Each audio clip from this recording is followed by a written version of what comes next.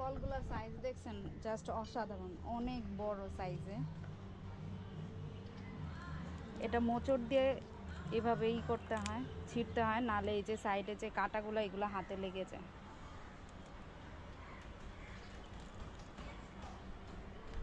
আজকে যতগুলো ফল কালেক্ট করব সবগুলো হচ্ছে এত বড় সাইজে।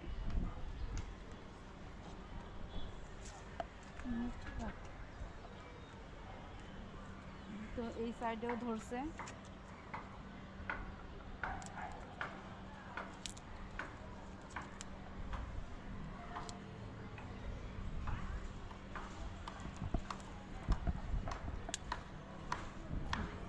বেশি আলোতে গুলো লাগে না,